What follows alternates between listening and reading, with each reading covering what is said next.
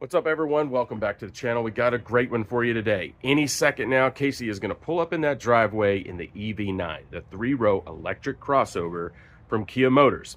They dropped it off earlier this week for us to test drive. He's had it for 4 to 5 days. I've actually never seen it. I've never seen one up close. I've never gotten to, poke around on the interior. So you're going to get two unique perspectives coming up next. What'd you bring me today, man? Family Bliss, three-row electric family bliss. Yeah, via the Kia EV9, a car I can't wait to do a review on because it is really, there's really nothing else like it on the market right now. My first impression, wow, it's kind of a stunner in its appearance. I'm actually blown away. Like I said, I've never stood next to one of these up close, man. What do you think about it? Yeah, so it's more compact looking in person than it does in pictures and videos, which I like. And let me tell you, I've been with it all week, and you talk about presence, this has gotten as many looks as any of the crazy cars we've reviewed on the channel. My initial impressions of this, if you went to an auto show tomorrow, this is what Kia would, if they were showing you the new Telluride 5 years in advance, this is what it would look like. Right, and you'd say it's never gonna come to market like that. Right, not gonna happen. Yeah. But they gave us this. This is how Brian's been for the last 5 minutes. Okay, Casey used the term presence when talking about people's reaction to the Kia, and I can understand why. We've got a lot of things going on from a design element perspective with the lines on the hood, and everything's pulling you to the front of the vehicle. And I mentioned earlier that this has a lot of Telluride design element, like a future Telluride. And the key signature was the grille and the lighting elements on the Telluride. And they've repeated that here in a very futuristic fashion. Everything's pulling your attention here, but then you've got these really cool LED headlights set up on either side. And the last thing I'll mention, the new Kia logo. I absolutely love this. It's big, it's bold, it's futuristic. Yeah, I love the logo, and it's taken Kia a long time to introduce that across the whole lineup, and which is just silly because it's so good. Absolutely. One thing I noticed when you pulled up, we have some air dams down here for some cooling, and they're active. So you rolled up and shut the car off, and these folded back up, and when you're rolling down the highway, it's getting all that air in and doing its cooling action. Yeah, running the AC, right? Yeah. Gotta have air over those coils. Got some really cool aero wheels. Everybody does an aero wheel package on EVs now. Some of them are ugly. Some of them look very plasticky somehow or another, even though that's like a piano black. They've really done a nice set with the aluminum. Yeah. I think it looks pretty cool, and it fits with the rest of the car. We should point out too, so this is the Land trim, and those wheels are specific to this trim. Okay, very nice. All right, moving to the profile of the vehicle. This is a big three-row crossover, and so you've got a lot to overcome from a design standpoint. Yeah. But we can see Kia's employed a few tricks of the trade. What stands out to you? Yeah, I mean, you don't want it to be just a giant slab of paint down the side. So, these little like uplift features in the cladding and everything. We've seen that with other Kia cars, the Telluride and stuff. It's kind of reminiscent of the Tiger Nose theme and everything that they've been doing for a while. So cool stuff. You see like Seltos influence here, right? With this just kind of the window line coming up. I think you said EV6. I think so. Yeah, with the lights, and I think you're going to see similar, and then similar to that window element, like in the new EV3 that's coming out from Kia also. In a couple of weeks, right? We should see the EV3. Yeah, and you get an uplift here on the back as well with the body cladding, and then the silver, kind of that plastic piece down here. It just finishes it off real nice. It looks good. It looks great. Okay, did you figure out the key fob? Can you actually open up the lift gate for us and see what's going on? Let's see. We always start in the back with a three-row SUV. Yeah. We always do, because this is intended to move people and stuff from place to place around town. So what do we got going on back here? So pretty good space behind the third row. Standard way to drop the third row with these, right? And then also, I like that. It's easy. Check this out too. A really nice feature on any three-row SUV is the ability to drop the second row for a flat surface with that little button. I like that.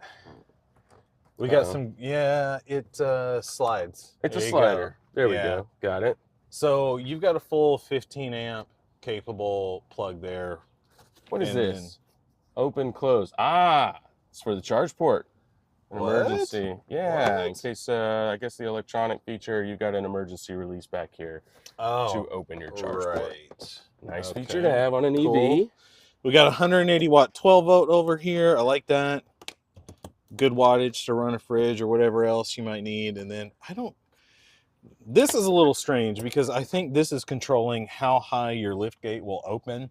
Oh, it helps you set that. Yeah, it helps you set that, but it seems kind of redundant to have that button here. Usually that's just controlled by the same button that opens and closes. That's Velcroed to the floor. It's Velcroed, which is nice That's because smart. it keeps it from moving around. This is just carrying case for your charging charger, port. your 110 volt charger, right? And you could probably also fit your inverter in there, which we'll talk about that later when we see that. Okay.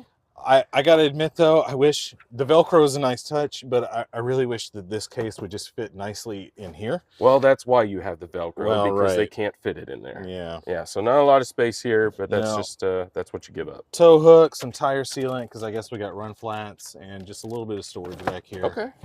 So, you know. So I was reading online, this is almost the exact same amount of space behind the third row as what you're going to see in your Telluride. I think it's about a half cubic foot off. Really? Yes, Okay. almost the same. So, but it's not going to be as much as you get in a Telluride with the third row folded down. I did just notice that we have a tow hitch down here, so you could probably go 50 miles towing something. Do you know the tow rating? I don't, not yet. We'll look it Okay. up.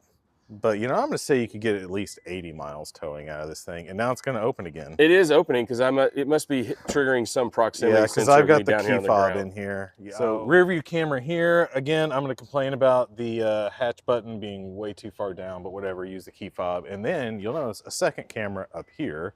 And that is because inside we have the rear view mirror that is actually a camera screen. Oh my God. It keeps opening. It keeps opening. Our presence is confusing it. All right, one last thing on the exterior. What do we love about EVs? Frunks. Frunks. So let's see what we got. All right, ready. here we go. It's not huge. It's not huge. It's not the most disappointed I've ever been with a frunk, but it's up there. You could fit your charging cable that's in the back right now. You could throw that up here. You if could throw wanted that to. in here. But there's also something else in here, and I don't know what that is. Oh, here we go. So this is your inverter. All right. So plug this into your charge port, and then plug your plug right here and run your electronics at 125 volts and 15 amps. So you're going to get probably at least 1500 watts running electronics off of your car battery, which is pretty slick. That's actually really slick. It's nice that they give that to you from the factory. Okay, so again, with three-row SUVs, we tend to work back to front and show you all the different functionality. And right away, here's something interesting about this third row. Yeah. Check Note it to out. Rivian. Rivian. Look at that. Look at how easy that was. Remember when we reviewed the R1S, there was no way to easily pull the third row back up into place. And all you need is a nylon strap. It works. Easy. All right, let's see how we get the second row back up. Yeah. Okay, let's check out how the second row actually operates. Yeah. Let's get these guys back up. So Okay, you've flip. got a button up here to access the third row. Nice. And it's good access. Like a lot of times it's like a teeny amount of space. And you're like, okay, only a toddler can do that. But I could actually squeeze through here fairly easily if I wanted to get to the third row. So that's pretty cool. We can slide them forwards and backwards quite a bit. You've got kind of an easy release button down here for the same thing. I don't know why, I guess in case a tiny person is reaching and can't reach the top of the seat. I like the manual controls. Yeah, I like for being able sure. to do this quickly and efficiently. You know, if you're moving things in and out of the car, Yeah. let's just get it done. Get it done. Don't wait on electronics to do it for you. I noticed something in the door over here. I'm gonna come around and take a look. Okay. That I don't know that I've really ever noticed in many vehicles. But the little red reflector down here, I guess so when the door's open, Oh, if the yeah. car's approaching, Yeah. then it's a little Safety extra light. safety feature. You know, This trim's got the nice sunshades. My kids love those. This is really nice. This is a nice treatment on here. Yeah. They're changing up the materials. Heated and cooled second row. Okay. All right. Again, got a nice fabric here to offset some soft touch plastics. Meridian sound system. I guess we're gonna know more about that here in a little bit. Dude, yeah. And a nice size pocket for a water bottle. Those doors open really wide. I don't know if They you do. Look at this. Yeah, that's a wide angle, which is great when you're loading kids and junk into the car. So easy to get car seats in and out. yeah, for sure. So I've got the seat all the way back. I was riding in here earlier yesterday, so you're gonna fit 4 6-foot plus adults in here, no problem. Shall I try the third row? I haven't done that in a while. I think you have to. Okay, let's do it. It's a tradition. Yeah. All right, so that's where you would normally be in the second row. Okay. I'm just gonna crawl back here With with a moderate amount of grunting. And here we go. So I've got actually controls here that I can activate the seat with. Let's see if I can pop this up. Yeah. And then you can recline it. No? No, I can't recline it. Yes, I can. There we go. So, I mean, obviously, knee room is not great. If we were to slide this one forward for me. And let's see. Push it forward. Yeah, I'll push it there you go. Well, now it's great, but there we go. So, you know, it's not bad. Of course, this won't be great but if you've got kids in the second row and that's the reason you're forcing the adults into the back, then this would work just fine. All right, with Casey in the third row, I had to pop in here. I'm only 5'9", but you know, decent amount of space here for my knees, and my feet do fit up under the seat in front of me.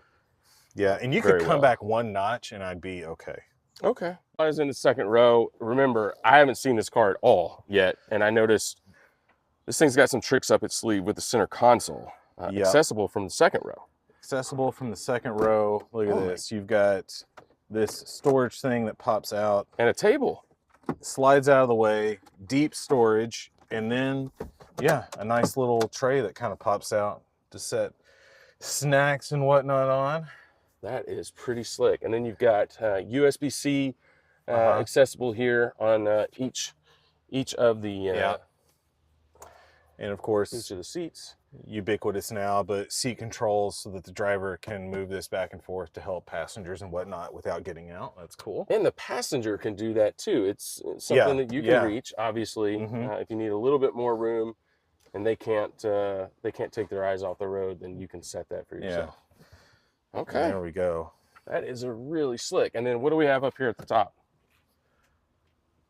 Oh, yeah. So we've got rear air conditioning controls. Of course, you can control all that from the front as well. Passengers have their own vent, which is really critical for your second row peeps. Or if you've got kids in car seats that can't reach that stuff, you can also reach these from the front. And they didn't just throw that up there with some cheap off-the-shelf parts. This has a nice finish to it. It does. I like this design element. So you're opening and closing the vent with this turn of this kind of knurled surface a little bit. It's got some texture that's really cool. We do have some lights. Lights up here. I don't see that a lot. That's cool. Right above each of the passengers in the second row. Yeah. With your hooks. Yeah. That's pretty cool. Oh, even fade to black. Okay. And then why don't you... We have a gigantic roof we're going to have to show folks. Oh, yeah. We will. Two-piece sunroof. Yeah, my kids went nuts for that. So the glass doesn't open, but this shade opens, and it's like a moonroof. They can see out. It's really cool. All right. And then why don't you pop this down real quick so that we can see just the third row. You got 2 cup holders there, your own USB-C, your own little speaker with this Meridian sound system, and then those really nice vents that we talked about earlier. And honestly, some really nice windows. A lot of the third row SUVs, you don't get a ton of visibility out, but that's nice. Yeah. There's your third row vents. One little design detail I noticed is here in the door of the passenger, you've got a little section where you could set your phone down and it's not going to fall off into the rest of the door. There's a lot of times they just don't think of that. And so all you get is something like this and everything just drops down. Yeah. Got just a little bitty space to do that. All right, Brian, I think we've talked about The second and third rows in the exterior enough. I've been in this car all week, and really, I can't wait for you to drive it. So Okay. you got to get in on the driver's side. We'll talk interior and go for a ride. That sounds like a plan. All right. I'm ready. We're about to pop into the front. We do have real door handles here that pop out of the car when it's time to enter and exit the vehicle, which is nice to have. All right, here we go. So I read a lot about the start stop button. Yep. And people really don't like where it's at. They don't. I don't either. Okay, but I was prepared for it. And so just reaching up with my thumb and hitting that button really wasn't a big deal, but I could see why people may not like the placement. I can see it too, but like most things that people complain about in car reviews, just get used to it and you'll be fine. It's not a big deal. I noticed instantly I've got heated and cooled seats. I got memory seats over here on this Land version. I've got a heated steering wheel button. On the door, again, a different placement. We'll get used to it. All right, so we've got, looks like multiple screens in a panel. Right. But it feels like one solid screen. So they've done a good job. The graphics aren't too bright or anything to where, you know, I'm noticing a bunch of dividers in the graphics. I mean, if you look real close, I can see it. Now, I am noticing a problem, though. My HVAC settings are behind the steering wheel. Yeah. I can't see them from where I'm sitting. It's not great. It was a little annoying. I mean, but the nice thing is at least you do get hard buttons for that, right? So you can, there's a lot of, you can change everything via the touch controls up there, but then you also get hard buttons for quick adjustments. Also, changing the main, like, setting via voice control was really easy, which is another thing I like. You're telling me I can just, so let's try this. Set passenger temperature to 70 degrees. Setting the temperature to 70 degrees Fahrenheit. Okay, so it is in sync mode right now, so it changed them both, which is okay. And, well, it recognized my voice and did what I told it to do. Exactly. So, what else can I do? What other tricks did you find? Yeah, I didn't get too far beyond that, to be honest. Okay. And I found kind of the same frustration you had, because what I wanted to do was test if I could sync it up after it had gotten unsynced, because that's a big problem in my household. I don't know about you. And via voice command, and I could not do it. It would not sync up, which I don't love, because then you got to like search around in this screen, which, as you pointed out, is partially obscured by the steering wheel to figure out your HVAC controls. I have paddle shifters. Well, what are those for? Yeah, they're not shifters. They're not shifters. Yeah. Right? But I got paddles. Looks like I've got a positive and a negative on the regen. Yeah, it's a little bit wonky. It took me, I had to open up the manual, and I am only like 1% more knowledgeable now about how the system works. But so you've got a plus and a minus on those paddles, right? Yep. So tapping left increases the amount of regen. Okay. And you can kind of see the setting up here. All right, but it's a little unclear to me what auto versus just like tapping the levels does. If you tap the right one, now you're doing less regen. And then if you want 1 foot driving, which is something EV buyers really like, you have to hold the left paddle. So if you grab and hold it, now you've got really aggressive regen, so the car will come all the way to a stop. And that is the only way, without Smart Cruise set, for you to really get the car to come to a complete stop via regen braking. Okay. Interesting. Complete stop, paddle only. Yes. Okay. I think I actually like that.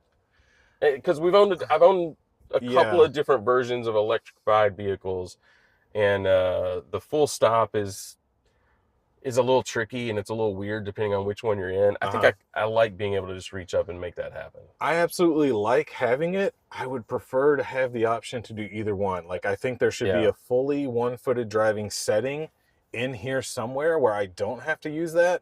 But like you said, I've experienced the paddle version of it, like in the Chevy Bolt, and every time I get in a car that doesn't have the paddle that does that, it makes me angry.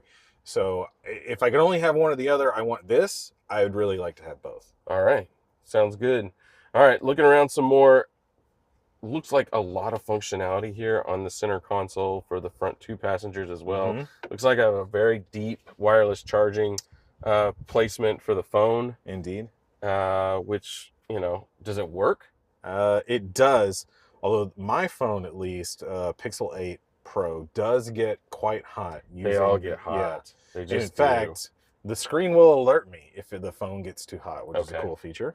All right, we've got our parking button. So for our camera system, Great camera there you system. go. All right, we got 360. We've got a wide angle on the front, which is nice. Yeah, we've got the guidelines as you're turning the wheel. And it looks like I got a couple of other features, so I can pop on and see the back of the car. Does it let me zoom in at all? No. No. But I do get that rear feature, and looks like we have a 360 version. Oh, nice. Kind of that bird's eye view of the 360 camera. I can rotate it around. And guess what? The color on the screen matches the actual color. I like that. Yeah. God, that's cool, man. Mm-hmm. I've never had this on a car I actually own, and I would really like to have it. That's slick. It's pretty cool. You'll notice right now it's front facing because we're not in reverse. If you're in reverse, obviously you're going to get the 360 and the rear view. And one thing I've experienced that I really like is that pulling into a parking space, if there's anything around, cars or an obstruction in front of you or whatever, as soon as you start to get close to that stuff, it automatically pulls this up for you. Okay, Yeah. that is a really nice feature. Now, I think you mentioned putting the car in reverse, and I feel like maybe you were trying to trick me, but you can't trick me here. I've already found where the transmission operation is. Yeah. It's right down here next to the EV start button. It's almost like you have this this turn signal stalk where all these controls are. So down here you control your park, drive, neutral, and reverse. Yeah. And we popped up our reverse Up camera, reverse camera, our reverse sensors up front. Yeah. We actually have two different sets, so I think that's interesting. Oh, no. So this is your proximity sensors to alert you to obstruction. This is just your... It's more of a status indicator because those lines on the side are like your lane keep stuff. Yeah. So I think right now it's just telling you that your brake lights are on or your reverse lights are on. I think so. Yeah. All right, cool. Are we about to roll? Are you putting on your seatbelt? I'm just putting it on. I'm getting ready. I do want to go driving, but I am still pretty enamored by everything that's going on in here. Well, let's finish up on the center console, right? Because this is a weird feature. Okay. Voila. Yeah. So adjustable cup holders for size. Yeah, which is kind of nice. I mean, in fact, on the way here, I had a tumbler full of water and a coffee mug with a handle in this space, right? So it's just very adaptable. This guy closes up. That's cool. That is cool because now I can just put my hand here as well. Let's check out all the charging that's here. So much charging. Yeah. I see C's. 2 USB-C ports, and then this button, it's kind of a strange button, but that basically, if you turn this off, it will not activate Android Auto when you plug into that. That's an interesting approach. It is, but I like it because if you've got it set up for wireless and you've got your phone here in the wireless charging and it's your Android Auto, you don't want your passenger to come plug into that and all of a sudden like take over your screen or something. So that's nice. Got a button here to activate your rear. Oh. No, that's just no, a 12 it's volt. just a 12 volt. Yeah, it looks like a button from here. It does. Because it It's says just a push. port. Yeah. Right. And then a really cool, nice feature of all EVs with no transmission and no drive shaft or anything. Really cool use of space down here. With some nice lighting down there. Yes. I noticed that throughout the vehicle, we've got nice ambient lighting throughout in the right places. Yeah, it's nice. And obviously you can change that color because we have to be able to do that in 2024 for some reason. But, to suit your mood. When it came to me, it was purple. I've changed it to red, and I do prefer it. Okay, so I'm just noticing, and I saw you hit this earlier when the radio was on. This is our volume button and our on-off. Okay. Yes. All right, blasting the tunes. Okay, that's not so bad. I thought for a second that there would be a problem turning it on and off with the volume control, but all of these buttons actually work really well. They feel good. They operate. They're not chintzy. They're not finicky. All the lines on them really work. Yeah, nice. It's nice and clean. When I first got in, I was trying to tap like this side for down and this side for warmer, but it doesn't do that. It's up and down, which is better in my opinion. Yeah. And then you miss volume here, but also on the steering wheel, of course. Yep. Which is, once you get used to doing that, it makes a lot of sense just to use the steering wheel. Yeah. Okay. So in practice, we've got our buttons up here. And again, And oh, because again, you're still in I'm reverse. still in reverse. Yeah. Okay, and into park. Yeah. All right. So Maps. Go back to maps real quick. oh, sorry. Man, we're just gonna do the cranberries all day long here. Okay, so when no, I thought for a second we might get a zoom function with the scroll when we're in the maps, but it doesn't look that way. Okay, so we're just doing it with our fingers on the screen. Okay, seems to be reacting pretty quick. Like a Neanderthal. Yeah, absolutely. Yeah. Okay. All right, so we can pop into Android Auto. Okay. Yeah. Oh, when I did that, I also interacted with the buttons here, so that can be an issue. That happens. Yeah. I don't love, we've got a nice wide screen here. It's nice, like you just did, you toggled like the bigger side between map and your music or Spotify, whatever you're using over here. That's cool. I'd really like to be able to have this take up the full width of the screen, and you can't. I bet you can if you just hit your shortcuts in Android Auto. Oh, we learned something new today. You can get full screen. That's pretty slick. Yeah. There we go. All right. Love it. I like it. Yeah. There you go. I'm an idiot. All right. Idiot savant, some say. Okay. Can I drive the car? I think we should drive the car. Dude, I want to drive the car. All right. Let's go. All right. Brian's backing up, so I'll just talk a little bit for a second about the cameras. We mentioned this. This is great. This is even better. We've talked about this feature a bunch. I think GM was the first to really start using it a lot across a lot of vehicles, and we've always wondered why more manufacturers aren't doing it. It's fantastic. It is. It's not really a backup feature. No. It is a driving feature. Yes. And if you've got a car that's loaded up with a bunch of stuff in it, and you're either passengers or gear, and you can't see out the back, this is a lifesaver. Yeah. And frankly, even if you're not that loaded up, I mean, look at those headrests. Look if you've just got passengers. Like, you can't see through the back. This gives you a super wide field of view that is unobstructed at all times. I love it. Okay, a couple of initial impressions here. First of all, there's a lot going on with this seat. And to be honest, like, I'm having a little bit of a hard time actually finding the right way to get comfortable. And I know that sounds weird when you have this many controls, and it's not that it's an uncomfortable seat. It just takes a lot of fine tuning to get into the right seating position with the wheel, with everything going on here. It's just a little awkward. It's funny you brought that up, because I am someone that complains in every car about not having enough rear tilt available in the seat. And this one has like so much. And I had the exact same problem trying to get comfortable. Yeah, I think that's what it is. It's got this padded section here at the front, right on the back side of my calves. That feels a little awkward, and I do feel like I'm rocking back in this thing a lot. Another thing I did just notice, which is a big positive, I got a very cushy pillow back here for my head. Dude, I love this thing. I think I'm gonna fall asleep. Air mesh kind of. It is like your desk chair at the office kind of thing. And it's a simple thing, but it's like, why did it take us so long to figure it out? Yeah, this feels ultra premium. Like, I don't have to put my head on it to like really benefit from it. It's very soft. It's like it just, it's cradling my head as we're driving down the road. Oh, that's nice and different. Another thing about the seats you'll notice is that they move very fast. They do. Which you would think is a good thing, except like you were talking about, you're trying to make fine adjustments. And it's difficult. You lightly tap that adjustment button, and all of a sudden you rock it backwards. I just reached down to adjust something, and all of a sudden the seat jumped. And I barely even touched the button. So, yeah, 100%. Yeah, and the other thing is that telescoping steering wheel doesn't telescope backwards enough for me. I went to hit it, and I was like, wait, that's all I get? Okay.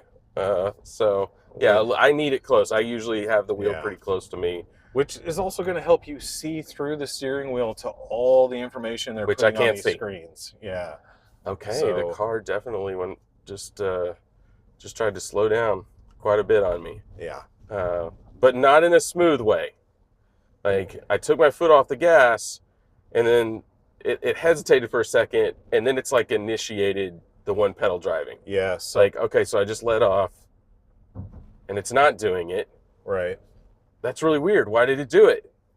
So we've got an inconsistent Okay. behavior. No. So that is, I've not totally been able to understand it from the manual, but in auto, like the smart regen system has an auto function, and in that auto, it's taking into account the other cars around you and changing Oh, I don't how much. like that. No, I don't either.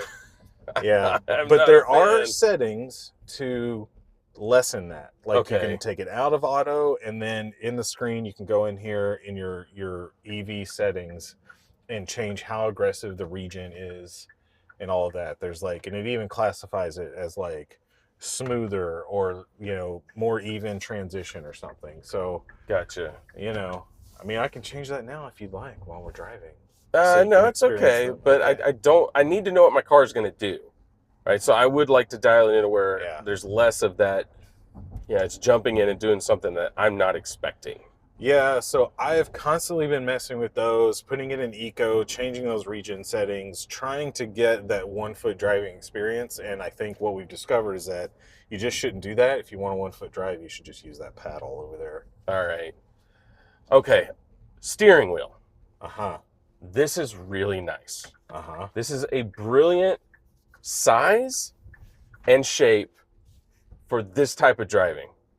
I love it. I have a perfect place to put my hands. You know, you've got kind of, what do you call this? Well, you It's kind of flat top and bottom. trapezoidal. Yeah, Yeah, I it's don't know. flat top, flat bottom. I like it. It feels right.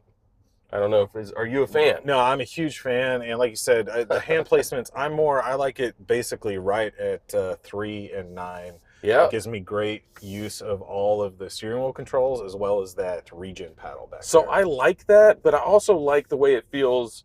You know, 9 and 3. Anywhere I'm grabbing, it feels Yeah. really good. It's the right size. Yeah. Oh man. Yeah. This is My only cool. gripe is that because I can't get it to telescope backwards far enough, I don't use the top half of the steering wheel because I naturally want my arms to rest closer, and that means I only use the bottom. But like you said, all the grip spaces on the bottom and everything are very natural, very intuitive, and feel great. Yeah. So I can place my elbow over here on this soft pad on the door, Uh-huh. and I've still got a really good grip on the steering wheel in a place that feels okay. You know, passenger space, nice and wide, footwell. Again, no transmission or anything taking up space, so I love that. Over here, I've got heated and cooled seats as well. My cold seat is cold. It's and very it's cold in cold. the right places. Yep.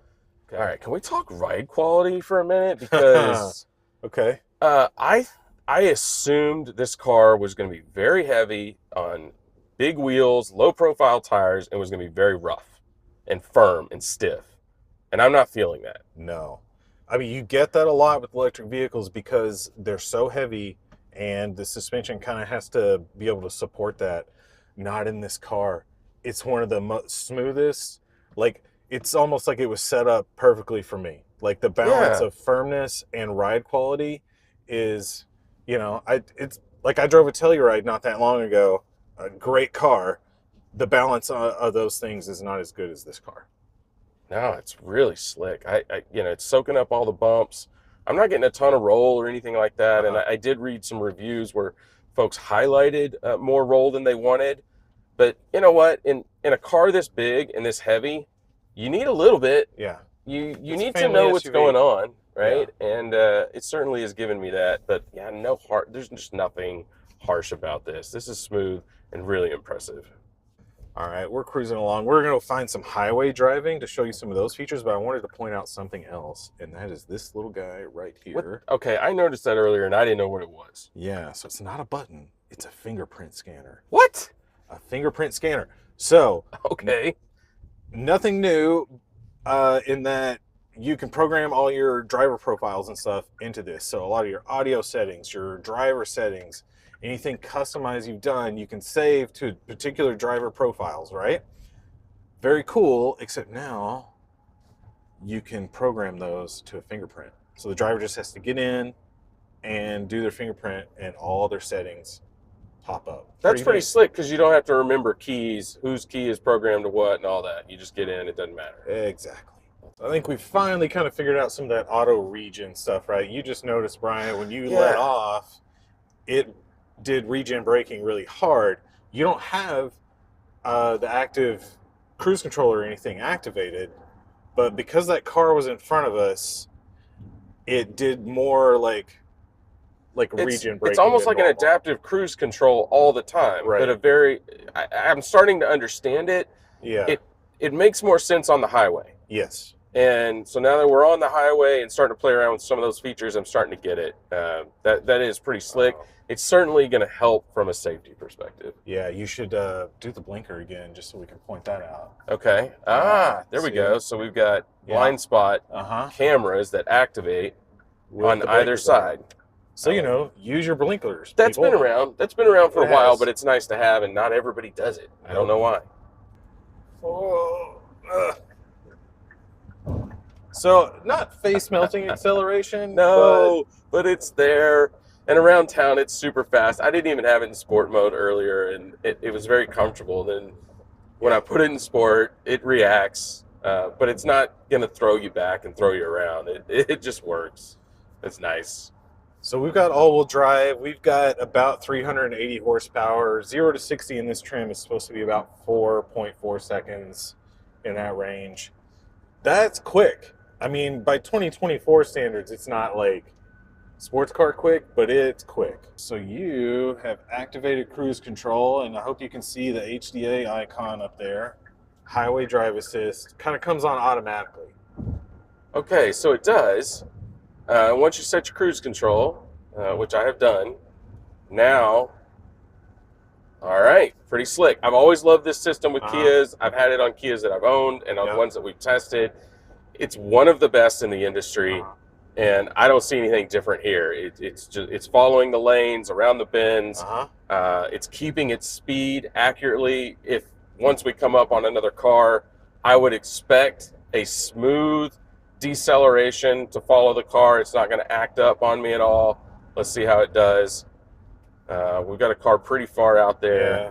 You have it on the shortest follow distance. On the shortest, right now. and it's actually a slow roll up to the car. It's not going to go all the way up and then throw on the brakes. It's a very gradual approach, which I appreciate. So, yeah, this is doing what it's supposed to do. I don't have my hands on the wheel at the moment. We've gone around a gentle curve just now. Yep.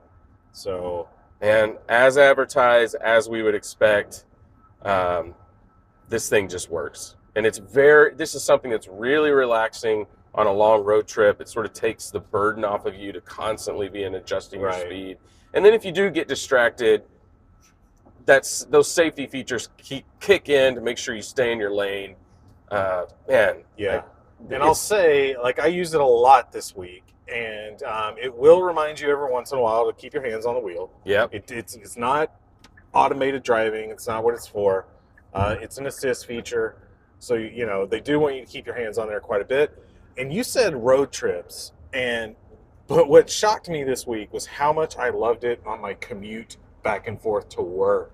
This is what I drive every day. This route that we're taking right now, and I would absolutely use this. And the other thing I just noticed is this is a 3-lane highway. I had 2 slower vehicles in the left 2 lanes. Once I slid over into the right to pass them, I got a nice, smooth acceleration. It didn't scream at me. It didn't throw me around as it adjusted. It's just, man, it's something that you are going to want to use all the time. Let's watch it around this turn right now. All right. Because... So I've just got a finger on the wheel, you know, enough to where it knows that I'm good. And this is a pretty decent bend. Yeah. It's just gently tracking, holding the lanes real well. So not bouncing back and forth. Nope. Right in the middle. Now, I use this in stop-and-go traffic. Okay. And that was incredible. Because, now, it's a little weird. I guess on the highway, it did a really good job of, like, fully coming to a stop and then going on its own. If you get off the highway, whenever you use cruise, HDA doesn't activate. So it's like an auto feature. You don't have to turn on HDA or anything. It just does it. All right. And so in regular city driving, it did the normal Kia thing that I've experienced with Kia Hyundai, which is it'll come to a complete stop, but then you have to manually like trigger it to go. Gotcha. Which I found odd since on the freeway, it would come to a complete stop and then go on its own.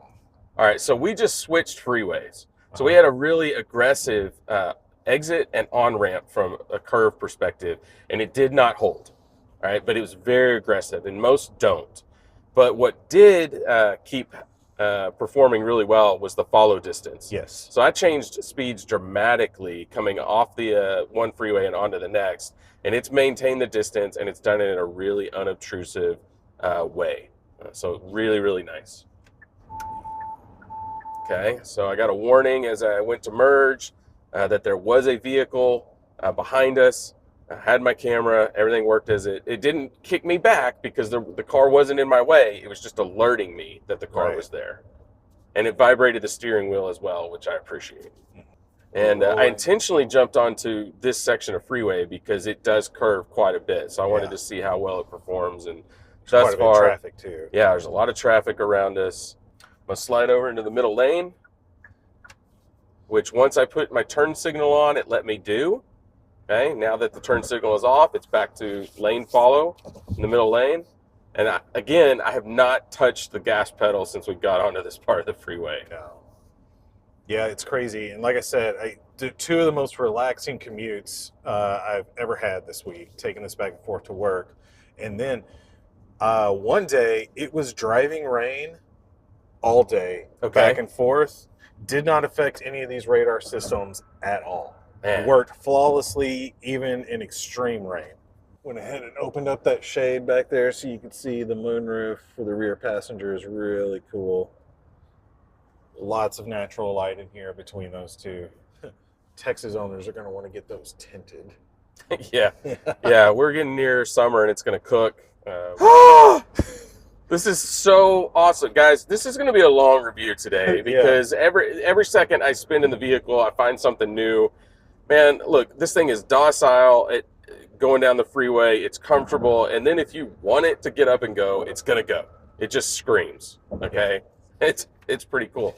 And I want to have another conversation about the car because if you read about the EV9, it's not a luxury car. Okay. But the only other cars in this space that are out there are they're supposedly a step above from a premium perspective. You got the Rivian R1S. Uh-huh. You actually have two offerings from Mercedes-Benz. I think it's the EQB and the EQS, which offer like a third row. Uh-huh. That's a luxury brand. Yeah. You've also got the Volvo. There's a Volvo version of the XC90. The EX90, I think is what it's called. Yep. All electric. And that is certainly a premium brand. I would argue, based on experience and what I've got available to me, this is every bit the car that those are. From an everyday luxury perspective. I don't know if you'd argue with that. I haven't been in any of the cars you mentioned, but I will say you've been in the R1S. We did that's true. Right? Yeah. But that's a different vehicle altogether. I actually would argue that the R1S does not compete with this at all. No, but we were just a few days ago in a few of the BMW electric offerings, right? So they don't have a 3-row to compete with this, but they do have a 2-row SUV. From a luxury perspective, from a smoothness perspective, this stands up to the BMW offerings for sure. I would drive this before I would drive the BMW. 100%. 100%.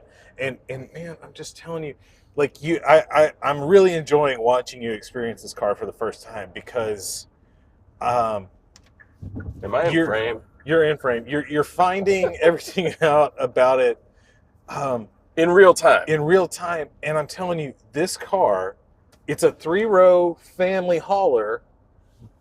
But is it? Do you feel like it right now? No, I don't. No. I feel like my driving seating position and everything is very minivan-like. Okay. It's not SUV-like. Nope. But the driving experience is a much smaller, much more nimble, much more comfortable vehicle. Yeah. Like I feel like I'm in almost like a luxury sedan. No.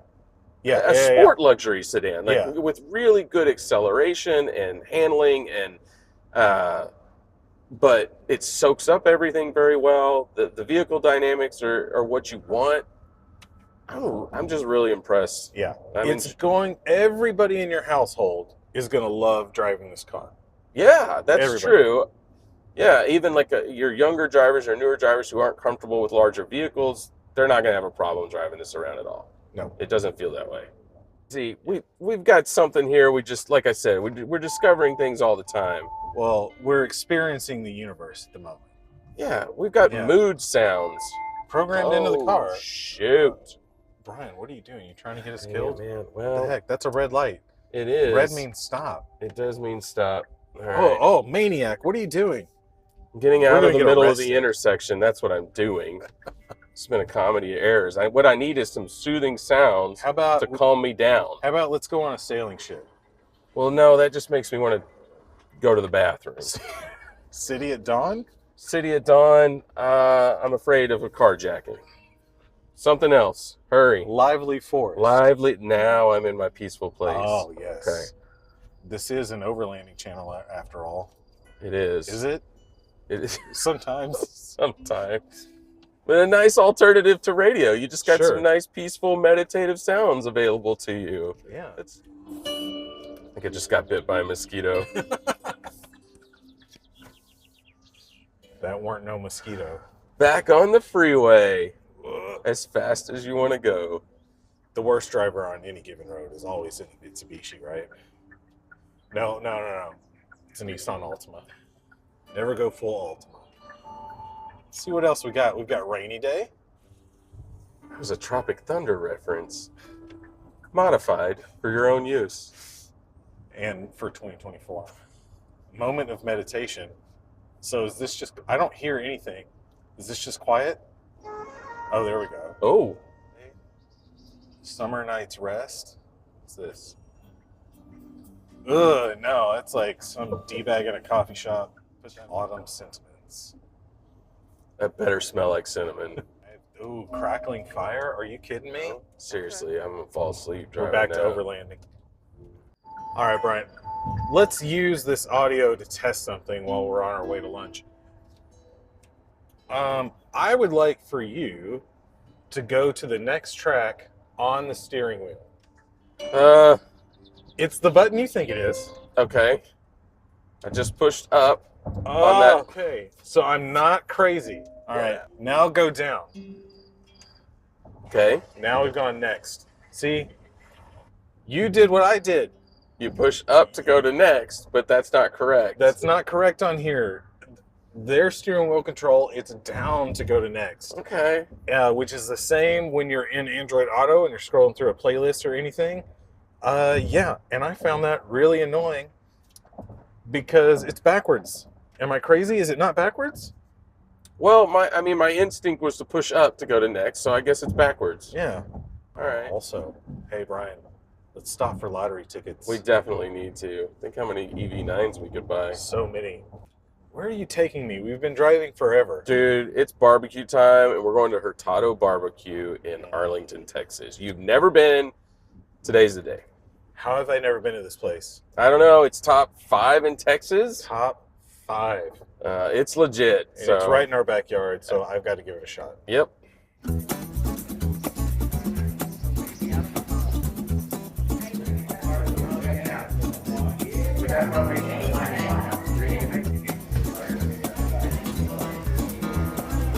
They do make free order there.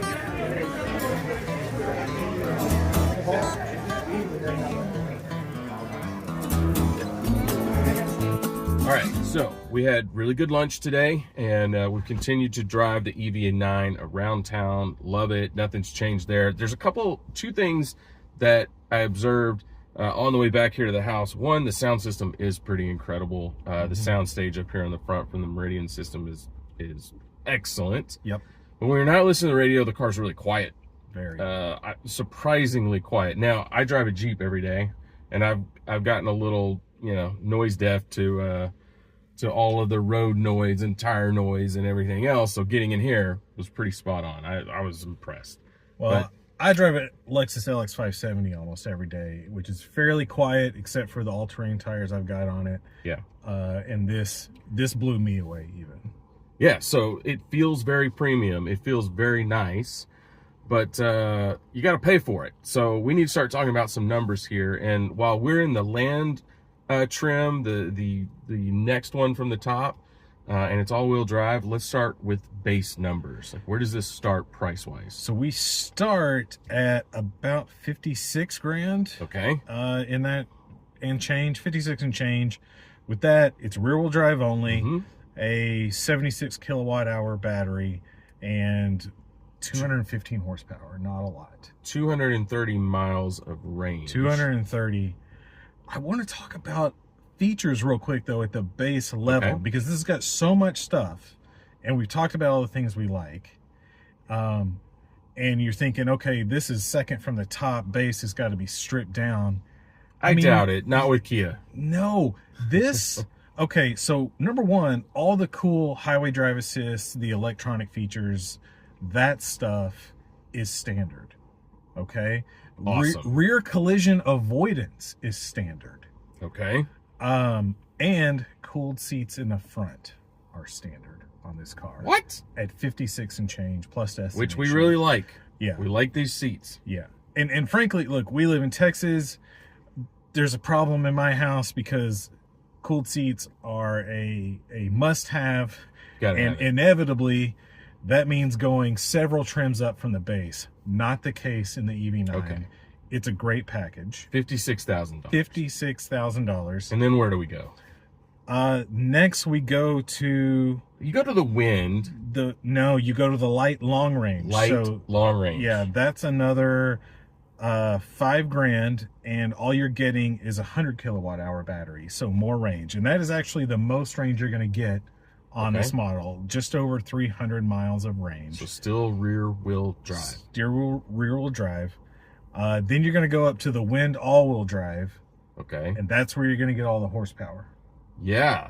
Yeah. Is it 379 horsepower? 379 and 430, I don't know, pound-feet of torque. All right. Zero to 60 in under 5 seconds. Yeah, like under 4.5, I think. I think the top, between 4.5 and 5. Yeah. And now you're sacrificing range, so it's down to 280 because of the extra horsepower and all that. Still much longer than the base, right? Yes. Because you get the larger battery pack. Yep. And once you've gone to the all-wheel drive, you can purchase an over-the-air horsepower upgrade. Well, it's not a horsepower upgrade. It's a torque upgrade. Takes you over 500 pound-feet of torque. All right. Which would otherwise only be available on the GT line. Any idea how much that costs? Have you seen it reported? I haven't seen it reported. But frankly, I can't imagine. It's fast, dude. It's fast. It's faster than you need, especially with something this big and this heavy. Wow. All right. So how much are we talking for the land all-wheel drive? What is this particular car that we're in? Yeah. Top out at? So we were up to 65 for the wind all-wheel drive. Now we're at just under 70 for the land all-wheel drive. And so, like we said, safety stuff mostly standard, but once you do that, that's where you're getting the Meridian system. That's where you're getting blind spot monitoring, or in the blind spot camera. Gotcha. Right? That's where you're getting surround view camera, power telescoping wheel, all of those very high-end luxury things. Ventilated seats in the second row. Yep. And then you're also getting like side parking collision avoidance, which you don't get in the base trim. So we get rear collision avoidance, but not side collision avoidance. Just keep adding sensors. Right. Sensors all over the place. And then this one was optioned up a little bit to like 74 grand because of the towing package. $1,000 for the ivory matte silver paint that we love so much. Ivory. Yeah. I knew it had to have something fancier than just gray. And speaking of towing package, a little weird. So with the towing package, you're getting 5,000 pounds of towing rating. Okay. Without the towing package, only 1,000 pounds. So if you didn't buy that and went and tried to add a tow hitch, you've only got 1,000 pounds. Okay. Yeah, because we mentioned self-leveling rear suspension with the tow package, and I think that probably has a lot to do with it because you're getting rid of squatting. All right, and with that 5,000 pounds, you're gonna be able to hook up your boat or your, or your camping trailer, but you're not gonna be able to get very far. No. All right, it's gonna cut that range probably down to well under 100 miles, probably more in the 70 to 80 mile range. So that's just consistent across the board with these products. I would think so. From here, we're going to go to the GT line, which is going to give you that over 500 pound-feet of torque for free included, and another reduction in range to 270 miles. And you're going to have a different visual package on the GT line as well. Yeah. It's gonna be 21-inch rims instead. These are 20s, I think. Yeah, 20s. And I don't know why you'd go to that one, to be honest. I don't either. Now, there is, I don't think this is rumor. I think this is confirmed. Mhm. There is going to be an EV9 GT.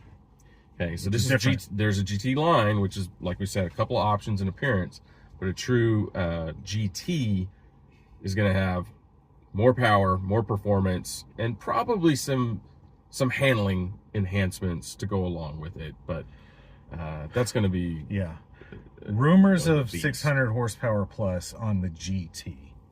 Yeah. Other than horsepower on the GT line, the only other little feature you're going to get is a heads-up display, which we've experienced in other Kias combined with the highway drive assist.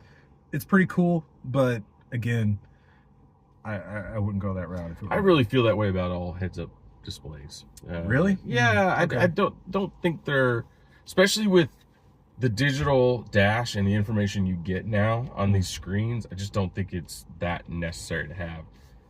You get a car with it on it, it's nice to have. That's about it. But fair. I don't think you gotta have it. Okay. It's a pretty good overview. It is. I mean, I don't even know what to say. Obviously, we love it. You're going to spend some more time. You're going to let your wife drive it, which I think is a huge mistake. I shouldn't have let mine drive it. What did she say about it? You sent me the text. Within 30 minutes of you getting the vehicle, I think she grabbed the keys, took off, and she texted you and said, I actually don't think we can put this on there. I would drive the S out of this. Yeah. That was her.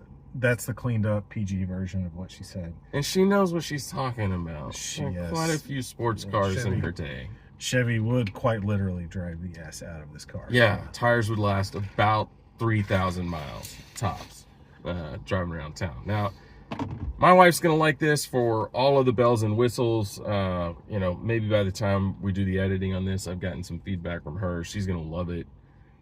It's very comfortable. It's very refined. It punches well above its weight. Yeah. Right? Because there's not a lot of competitors out there. We talked about it earlier. R1S, which we we put that in the competitive set because it's a 3-row SUV. That's it. That's the only reason. Electric. Right. 3 rows electric. That is a truck, and that is an off-road capable setup, and because of that, it's much more expensive. Yes. But as far as the experience in the car, frankly, it's not any better than this. I think this, in some ways, is a lot better, actually, from a usability standpoint. Yeah, because people are just going to be more familiar with it. This is an OE manufacturer making an electric car, and so you get cool new tech, but it's done in a way that is just going to be way more familiar to everybody. Yeah. Yeah. And you do have the Model X from Tesla. That's honestly probably the best comparison. I don't personally enjoy the way that the technology operates in the Tesla. And you've got the gull wing doors, which a lot of people actually don't like in practice. Whatever. Yeah. And again, even with price cuts, that is a more expensive vehicle. Yeah. It's not nearly as premium as this vehicle is when it comes down to all the features you get and the comfort. Yeah. So. And again, I was disappointed when I saw the price tag, because I was like, oh, the base is going to be so decontented, but it's really not. Yeah. You're going to, by the time you've got tax credits and discounts, because look, dealers are already discounting these. The market is what it is. Not because of the car, but just because of the industry as a whole. And you're going to be able to get a base one for under 50 grand probably. Yeah. Right? Yeah. With a lot of good safety tech and cooled seats and presence, man. Absolutely. Right. So you're not giving up anything in that regard. I was at a very high-end event this week where at the resort there was a lot of luxury, premium, exotic cars. Okay. So it was Range Rover territory, Ferrari, Lamborghini, Rolls-Royce territory. And there was more than one EV9 roll up at the facility. And let's be honest, sustainability is a luxury in and of itself now, right? The EV world is still very much seen that way. Right. And this fit right in. It's high tech enough, it looks cool enough, it's got a cachet where whoever was rolling up in that, you know. Yeah, it reminds me very much of the launch of the Telluride, where as soon as those started rolling around town, people stare at this car as it goes by for an extended period of time, and the reason is they're trying to figure out what it is and who makes it. Yeah. And that's why they had Telluride written all the way across like that. It was a very similar reaction. People were like, what is that car? Yeah, and so the Telluride took all the shots for the EV9, right? Like that's a Kia? Yeah. You know, that's what everybody said with the Telluride. We're way past that now. Way past that from a branding perspective. And so this thing shows up. I don't think anybody really blinks twice. No. You know, it's a great product, and would highly recommend it. You need 3 rows, but you also want an EV. Man, for a while, this is going to be the best game. Yeah, yeah. There's not much that's going to compete with it that's coming out. So no, it's really not. So, all right. Well, I think that pretty much wraps it up. Our review of the EV9. We love it. Highly recommend it.